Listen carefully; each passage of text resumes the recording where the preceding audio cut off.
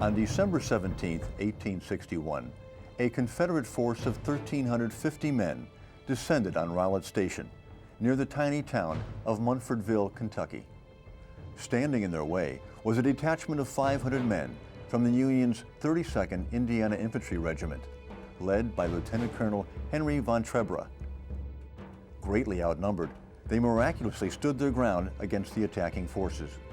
Their victory ensured the continued movement of Union troops and supplies along the Louisville and Nashville Railroad line. But more than a dozen Union soldiers were killed during the battle. One of the survivors, Private August Bleodner, spent the next 6 weeks while still in the field during the brutal winter of 1862, hand-carving this monument in their honor. He was not a sculptor who was paid a huge commission to build this amazing thing. He was some guy who served in the regiment and was very much moved by the death of his friends. This is the nation's oldest known Civil War monument. So that's why there was so much focus put on it. That's why there's been so much interest in this particular monument. Bleodner inscribed the monument in German because his regiment was composed entirely of German immigrants, men who came to the U.S. following the revolutions of 1848 in Germany. And they're immediately taking up the cause and saying, wow, this is it all over again. We're going to fight for this again, and this time, instead of having to leave, we're going to win and make this work because we're in a new country. But the soft limestone Bleodner carved was no match for time and the elements. Over the course of 140 years, it started to weather heavily.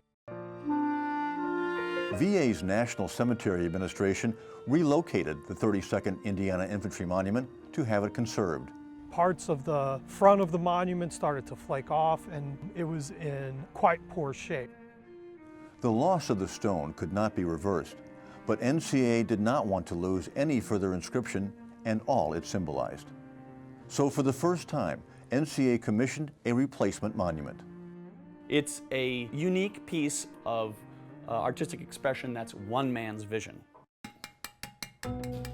For this challenging task, NCA chose the same team that inscribed the text on the Martin Luther King and the World War II memorials, the John Stevens Shop, headed by master stonecarver Nick Benson. The colonial carvers designed their own lettering and their own ornamental work. They made absolutely beautiful, unified pieces of design.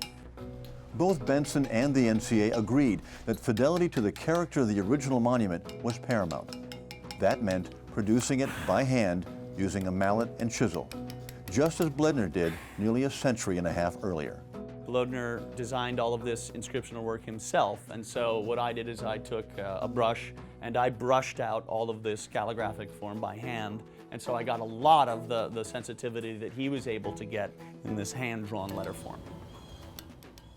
The Bleodner is my interpreting what the original stone, the lettering on that stone was, and how to sort of evoke as much of that incredible character that he got out of carving the original piece. 6 months and thousands of chisel clicks later, the new 32nd Indiana Infantry Monument was finally complete. There you see it in all of its glory. The die and base, weighing 2 tons, were installed in the original monument's place at Cave Hill National Cemetery. Line up your side, Josh. A faithful successor with one slight improvement. On the back of the new monument, there is a carved translation in English, so visitors today can come and read about the soldiers who fell in the battle.